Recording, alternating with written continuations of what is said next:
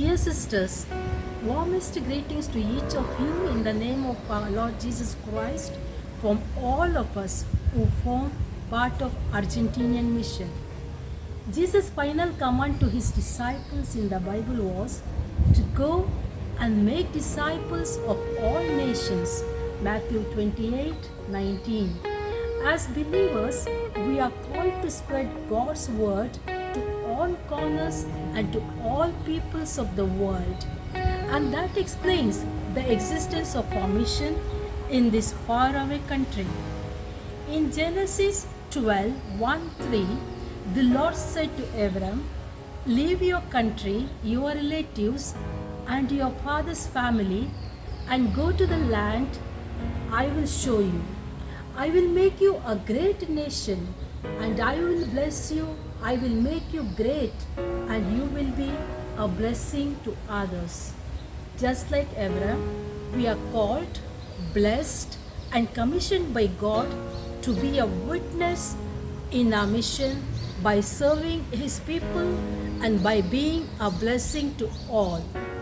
A charism is made known through different apostolates throughout the province.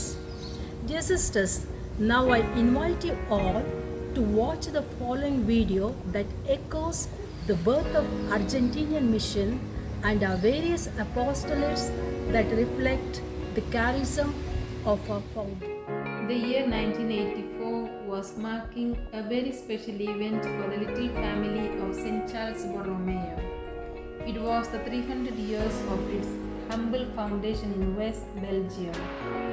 During the period of preparation, a challenging call from God arose to carry the flame of this lamp that was lit for 3 centuries to a distant land beyond the frontiers of its origin and its first mission.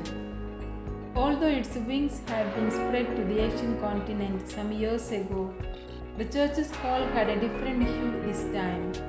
In the south, to the continent of missions, which had been a crucible of evangelization at the time of the European conquest. Love has no place in the world.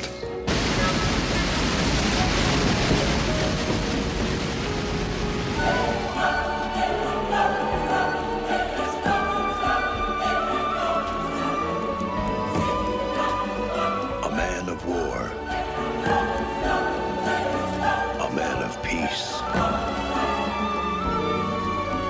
A land of timeless beauty. An age of conquest.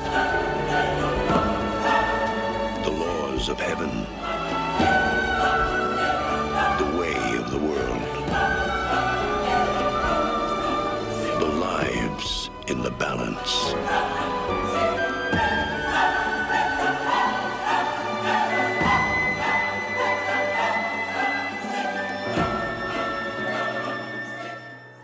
Which had seen many saints and martyrs. Latin America. Now the question arose, to which country? Mother General Mother Mary Harriet Renson communicated to the director of the College of Pro-Latin America, Monsignor Debis, who presented to her a letter of a holy bishop, Monsignor George Gotau, shepherd of the Diocese of Añetuya in Argentina, in which he was asking for missionaries to work in his diocese. After consulting her counselors, Mother Harriet contacted Monsignor Gotau, giving him a favorable answer, to which he responded with overwhelming joy. "I gladly accept the sisters of your congregation that you offer me to attend to the poor of my diocese." In that simple way, he expressed the joy of receiving these collaborators of the mission, who little by little would fertilize the land for a fruitful soil. In 1983, under the leadership of Sister Andrea de Souza, the sisters Elizabeth Chavara, Anacletus Joseph, Alicia Walder, Mariama Joseph, and Bridget de Souza were chosen for this holistic mission. Mother Mary Harriet, then Mother General, encouraged the chosen missionaries with these words: "If the God of mercy calls you to this adventure, He Himself will give you courage, above all, His grace to live and share your missionary vocation in a foreign country. Having decided to undertake this integral mission, on March 22nd, 1984, Sisters Andrea and Alicia embarked for Argentina on the Van Deck ship. They arrived at the Buenos Aires port on April 10th and they were received by Father Emilio Elecalde, Vicar General of the Diocese of Añatusca. For a few days, they remained in the Redemptorist Sisters Convent. Then, on April 19, the other two chosen missionaries, Sisters Anacletus and Elizabeth, arrived at the airport and were received by Father Emilio and the sisters who were already in Buenos Aires, and the same afternoon had their first meeting with Bishop George Gotao. After a short stay in Buenos Aires, they traveled towards the Diocese of Añatusca. The people of El Colorado were eagerly preparing and waiting for their arrival. On May 5th, 1984, the sisters arrived at El Colorado accompanied by the Apostolic Nuncio, Monsignor Ubaldo Calabresi, Bishop Gotao, Father Emilio, and some other priests. On this occasion, the chapel under the patronage of Holy Immaculate Conception was blessed at Holy Mass, and after that continued with the welcoming ceremony of the newly arrived missionaries. The whole village of El Colorado was present along with the faithful of the surrounding places. It was a joyous occasion for all, and the sisters were astonished to see the hospitality and simplicity of the people. Having rendered 25 years of service there, the sisters leave that place in 2009 with the deepest gratitude to God for granting us to live such a great experience. We are made for service, to care for each other. We are made to love each sister and brother with love that will live through sorrow and pain, a love that will never die with strain. In the early years of the Canitas, the sisters had a tailoring and knitting school to teach the women of the locality. As the years passed by, they realized that the students of the only public higher primary school did not have access for higher education. Inspired by our founder, who was moved by compassion, seeing the children of his time without education, we too were encouraged by him to ensure a higher education for all young learners. This initiative, encouraged by many, gradually began to progress, giving hope for a better future. Despite of struggles to meet this goal, God in His providence made it possible. So, in March 12, 2001, there was a change in the routine of the village. Since then, we can see the good number of students opting for higher studies, and it is reflected upon the progress of the village. It is worth mentioning that today the high school and secondary college has its own ex-students as staff members.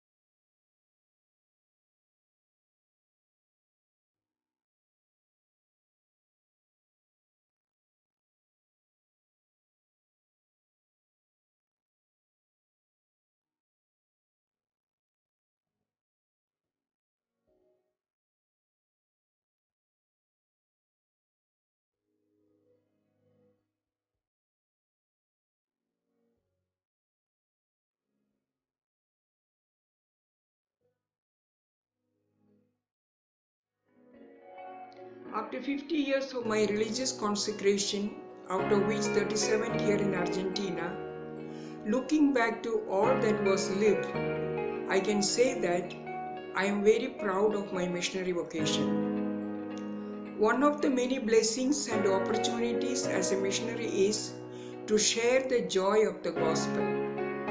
The Gospel of St. John says that the mission of Jesus was to do the will of his Father. And our constitution says that our first apostolate is to bear witness to our consecrated life lived in community. In the light of these two statements, I believe that all that we do in our communities are missionary activities as we do it for the benefit of others. Well, coming back to my missionary life here in Argentina or my apostolate, the only thing that is being done is catechizing, of course in different levels. Pre-baptismal talks to parents and godparents, preparing the children, youth and adults for the reception of the sacrament of communion and confirmation, animating and accompanying group prayer, youth movement, commission of Caritas, catechists, etc. Using the word of God as main tool. Of course, the catechism book given by the diocese also is used. Visits to the families are done in view of knowing them, praying with them, and inviting them to participate in the sacramental celebrations of the church. Visiting them in painful moments of sickness or loss of a dear one in the family is a soothing experience for them.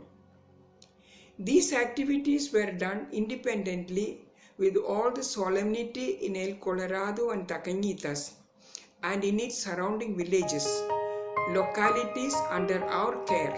Of course, we as a community in collaboration with the catechists and parents. Today, as I analyze the situation, I can say that learned much from the people who are simple, warm-hearted, hospitable and generous.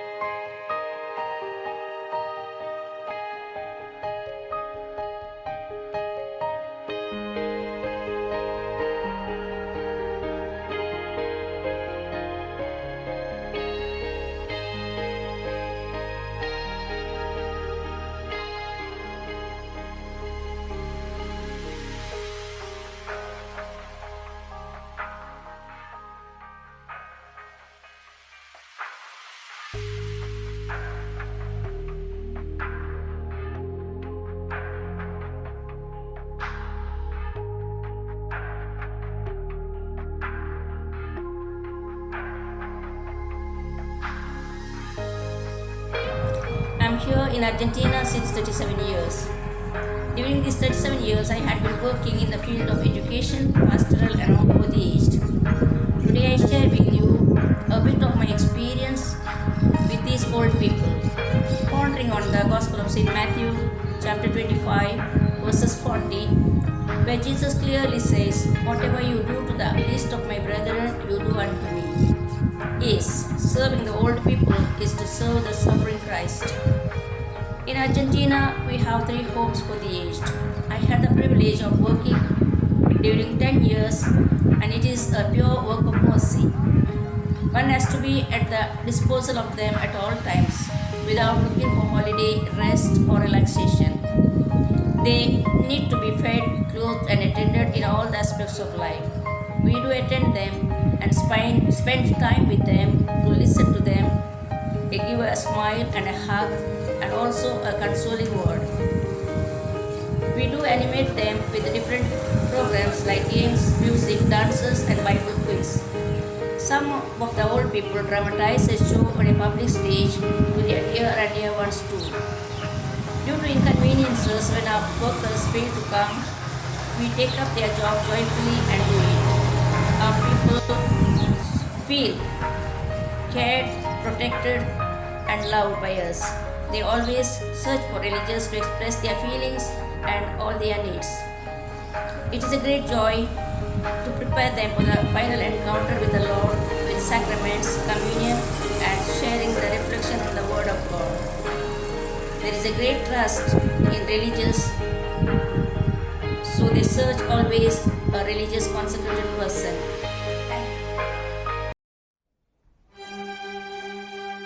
Warm welcome to view the mission in Mexico. The mission in Mexico is a memorial of the 25th anniversary of the Sisters of St. Charles in Argentina, celebrated in the year 2009. There are 2 communities and 1 formation house established during the 12 years of our mission in Mexico. One community is in Ticul and the other in Campeche, indicate the sisters' ambition for the growth of the mission here. The sisters care for the elderly, men and women in the home for the aged at Ticul and administrate a temporary home for the poor patients and their family members at Campeche. These are the main services rendered here. The pastoral care given by the sisters in this institution is admirable. Apart from this, the sisters work hard to promote vocations to the religious life. I have loved you with an everlasting love. Jeremiah chapter 31 verse 3. As a missionary, my trust in the providence of God increased day by day. I recall all my joys and sorrows as opportunities to experience the unfailing presence and everlasting love of God in my life.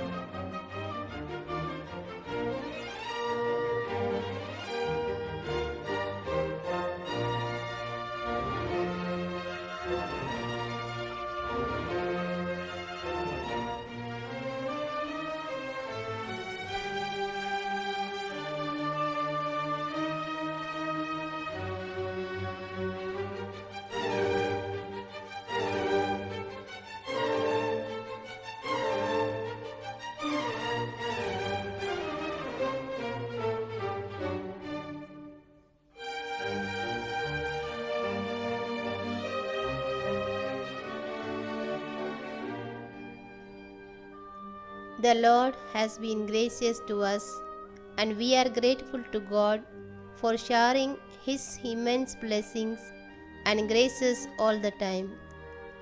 Let us have a glance on the shore of the Bay of Campeche of the Gulf of Mexico. The capital city of the state is the city of St. Francis of Campeche. The climate is warm and humid. God always listens to the prayer of all those who trust in Him. God's provident hand had opened a door of hope for us. Bishop of Campeche, Ramon Castro Castro, was looking for missionaries to begin a new apostolate in his diocese. Everything happens in its own time. We experience God's miracles in day-to-day life. The Provincial Superior, Sister Alicia Walder, after receiving permission from the Superior General, Mother Benedicta Lobo, on April 9, 2010, makes known the privileged sisters Maxine and Soli for the new mission at Campeche. Superior General also informs to the sisters of the province of Argentina, the third member of the mission, Sister Alicia Walder, who after finishing her service as a Provincial Superior of Argentina would be sent to the mission.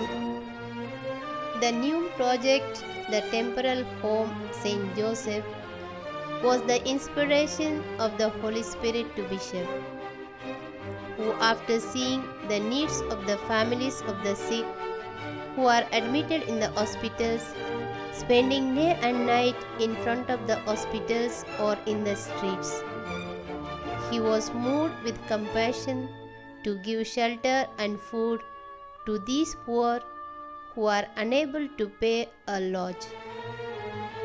On the 23rd of October 2010, the community was installed with the Eucharist officiated by the bishop.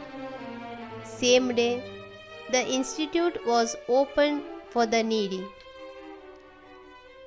From then onwards, our sisters render their service to the sick and underprivileged who are admitted in the hospitals or receiving treatment in the hospitals in the city of Campeche.